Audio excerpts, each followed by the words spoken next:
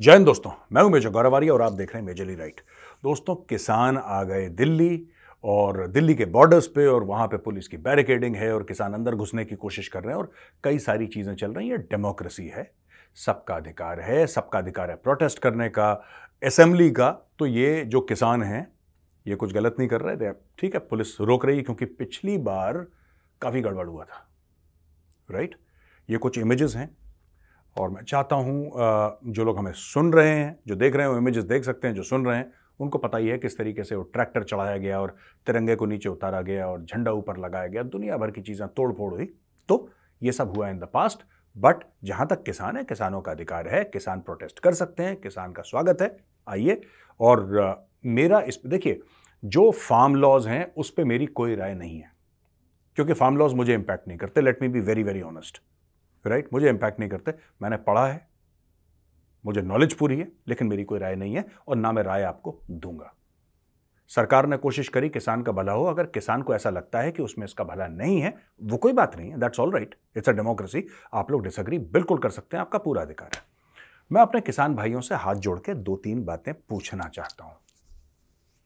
पहली चीज तो यह पूछना चाहता हूं कि क्या गारंटी है कि पिछले जैसे जैसे पिछली बार हुआ था ना, कुछ साल पहले जब किसान वापस आए थे, अब इसमें से 90% किसान तो किसान ही है नॉर्मल, वो अपने अपनी मांगे लेकर आए हैं दिल्ली में, व्हाटएवर।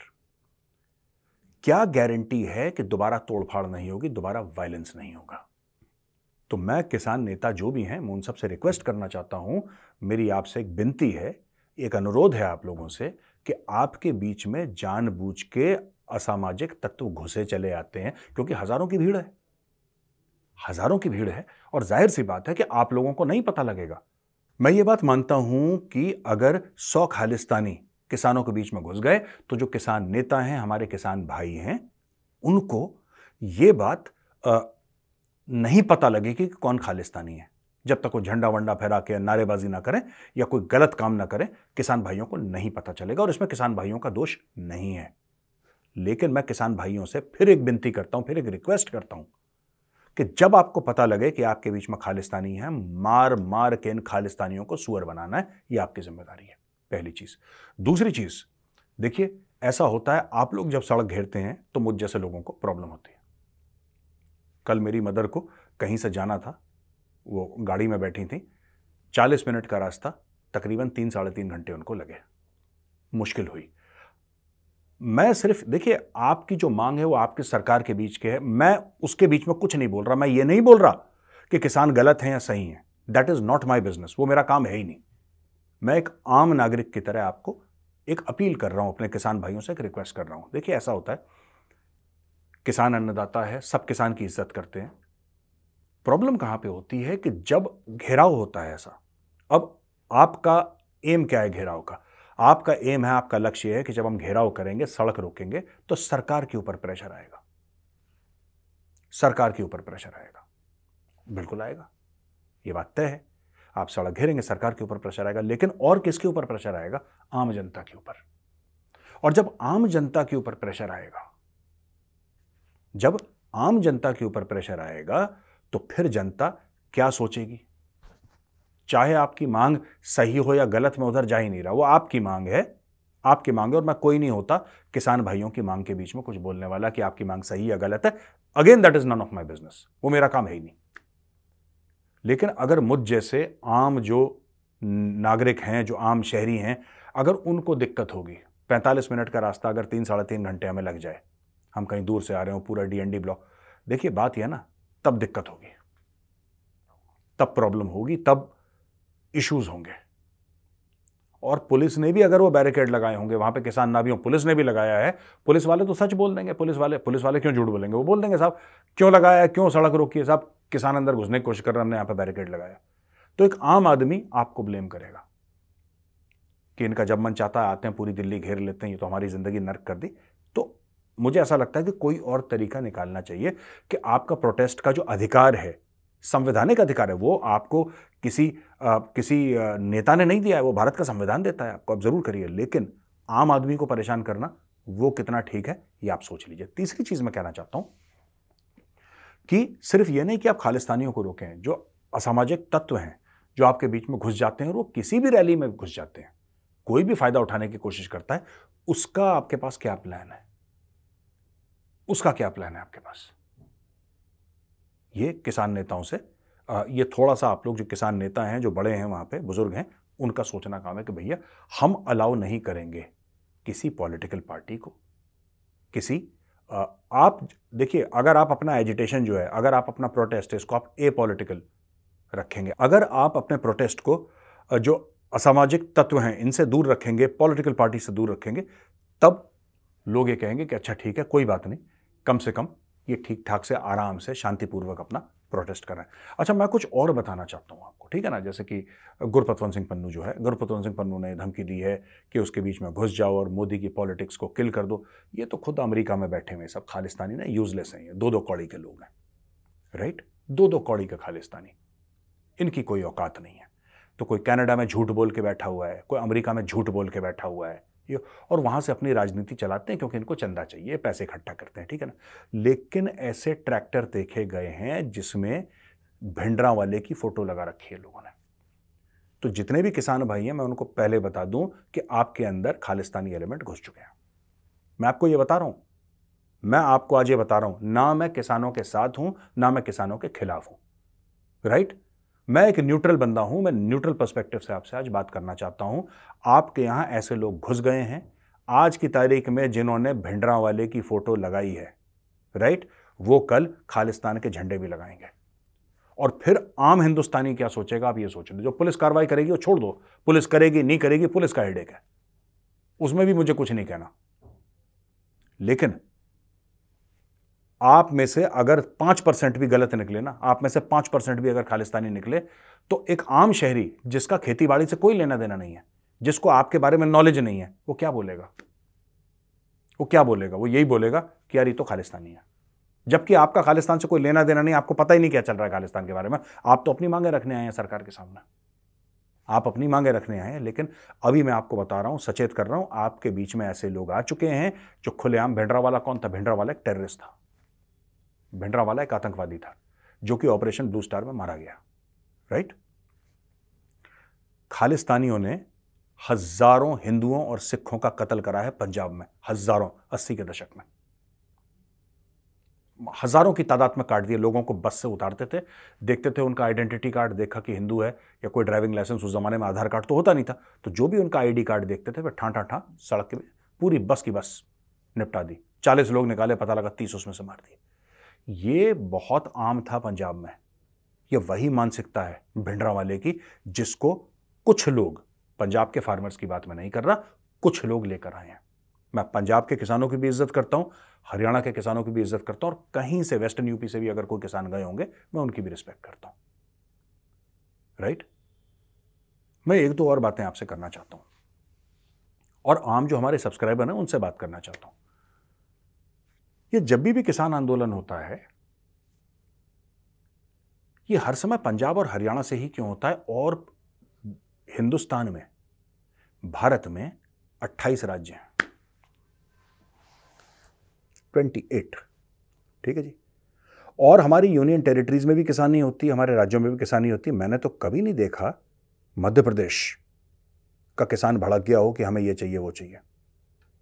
मैं सोच रहा हूं अगर मुझसे कोई गलती हो जाए तो मुझे माफ करना, और आप मुझे ये समझ लेना कि हमसे छोटा है, हम इस छोटे बच्चे को एजुकेट कर रहे हैं, बच्चा समझ के, छोटा भाई समझ के माफ कर देना। मैं किसान भाइयों से पूछ रहा हूं कि ये जब भी होता है, ये पंजाब और हरियाणा से ही क्यों होता है, और कहीं से नहीं होता? केरल का किसान है, केरल का किसान, तमिलनाडु का किसान, आंध्र प्रदेश का किसान, तेलंगाना का किसान, कर्नाटक का किसान, मिजोरम का किसान, राजस्थान का किसान, मध्य प्रदेश का किसान, और ज्यादातर इवन उत्तर प्रदेश, अगर आप वेस्ट यूपी को निकालते हैं, ज्यादातर यूपी का, बिहार का, हर जगह किसानी होती है। लक्षद्वीप में किसानी हो रही है, किसान तो हर जगह है। त्रिपुरा में, गुजरात में किसान कहां नहीं है? पर यह जब भी होता है, यह हर समय दो जगह से क्यों होता है? ऐसा क्यों है कि सिर्फ दो जगह से प्रोटेस्ट होती है? अब मैं आपको यह बताना चाहता हूं कि कौन कौन से राज्य में, ये 2023 के आंकड़े हैं और ये सरकारी वेबसाइट से ले रखे हैं मैंने। मैं आपको पढ़ के बताता हूं। जो हमें सुन रहे हैं वो मेरी आवाज सुन लें, जो हमें देख रहे हैं वो स्क्रीन पे देख सकते हैं। indiabudget.gov.in ये वेबसाइट है, indiabudget .gov.in सरकारी वेबसाइट है, बिकॉज .gov.in लिखा है तो जाहिर सी बात है सरकारी डाटा है ये। चावल सबसे ज्यादा कहां पे उगता है? चावल सबसे ज्यादा उगता है वेस्ट बंगाल में, 16.76 मिलियन टन। ये 2023 के आंकड़े हैं। 16.76 मिलियन टन चावल, West Bengal number 1। Number 2 Uttar Pradesh, 15.27 million ton, Uttar Pradesh number 2 पे। नंबर 3 पे Punjab, 12.89 million ton, 12.89 million ton चावल। चावल में नंबर 1 है वेस्ट बंगाल, नंबर 2 है उत्तर प्रदेश, नंबर 3 है पंजाब। अब हम आते हैं गेहूं में, जो ज्यादातर लोग रोटियां खाते हैं। कई लोग चावल खाते हैं, कई लोग रोटियां खाते हैं। यानी कि गेहूं के उत्पादन में कौन सा स्टेट नंबर 1? नंबर 1 है उत्तर प्रदेश। उत्तर प्रदेश का जो वीट, उत्तर प्रदेश जो गेहूं पैदा करता है वो है 33.95 million ton, 33.95 million ton. Number 2 पे आता है मध्य प्रदेश। मध्य प्रदेश पैदा करता है 22.42 मिलियन टन। और नंबर 3 पंजाब, पंजाब पैदा करता है 14.82 मिलियन टन। ठीक है जी। अब आते हैं शुगर केन पे, यानी कि गन्ना। गन्ना नंबर 1 पे पैदा करता है Uttar Pradesh, 177.43 million ton. Maharashtra 110.54 million ton. और कर्नाटक 61.15 मिलियन टन। ठीक है जी। अब आपने देख लिया कि चावल कौन ज्यादा पैदा करता है, गेहूं ज्यादा कौन पैदा करता है, शुगर केन कौन, और ये पूरा आप गवर्नमेंट की वेबसाइट पे जाके देख सकते हैं। कोई और वेबसाइट पे भी आप जाके खुद अपनी रिसर्च कर सकते हैं। मेरा सिर्फ एक छोटी सी रिक्वेस्ट है, और मैं किसान भाइयों से पूछना चाहता हूं, वो किसान भाई जो पंजाब और हरियाणा के नहीं हैं। पंजाब और हरियाणा के भी किसान भाई हमारे भाई हैं, लेकिन और कोई देश के, मध्य प्रदेश के, महाराष्ट्र के, कर्नाटक के, तमिलनाडु के और जगह के जो किसान भाई हैं, मैं उनसे पूछना चाहता हूं एक सवाल। सभी कोई भी जवाब दे सकता है।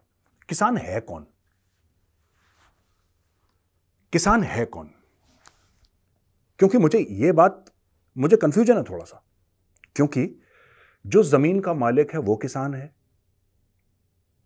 जो जमीन जिसके नाम पे है, जिसके नाम पे चढ़ी है जमीन, या जिसको बाप दादा से मिली है विरासत में जमीन, क्या वो किसान है?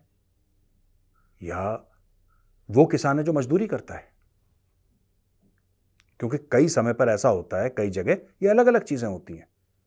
जो किसान है वो अपने घर पे बैठता है, वहीं पे रहता है, और बाहर से यूपी या बिहार से लेबर आते हैं वहां पे। पंजाब में तो बहुत होता है ये। पंजाब में हर एक फार्म पे आपको यूपी और बिहार के लेबर मिल जाएंगे जो मेहनत मशक्कत करते हैं, जो सवेरे सवेरे चले जाते हैं, रात तक काम करते हैं। ये यूपी और बिहार वाले लोग हैं ज्यादातर पंजाब में। मैं हर एक फार्म की बात नहीं कर रहा, पर बड़े खेतों में आपको यूपी बिहार के लोग मिल जाएंगे। वो जाते हैं पंजाब में काम करते हैं। तो किसान कौन है? क्या किसान वो है जिसके नाम पे जमीन है, जो जमींदार है, या किसान वो है जो जमीन को एक्चुअली खोदता है, मजदूरी करता है, या किसान वो है जो अधिये पे या बटाई पे, आप पता नहीं आपके क्षेत्र पे अधिया बोलते हैं, बटाई बोलते हैं, आई डोंट नो, पर अधिये पे या बटाई पे उसको लेता है? क्या वो किसान है? या वो किसान है जो अपनी जमीन अधिये और बटाई पे दे के शहर में जाके रह रहा होता है? वो किसान है? किसान वो है जो किसान से उसका सामान एक खास रेट पे खरीद के उसको गोडाउन में रखता है? या किसान वो है जो बड़ी बड़ी मंडियों पे शहर में उसका सामान लेकर आता है? किसान वो है जो आपको और हमें सामान बेचता है? क्योंकि जिस खेत का आटा मैं खाता हूं, मैंने तो खेत कभी देखा नहीं है। अगर मुझसे कोई पूछे कि सामान कहां से आता है खाने का आपके घर में, तो मैं तो बोलूंगा जनरल स्टोर से आता है, क्योंकि मुझे नहीं पता ना।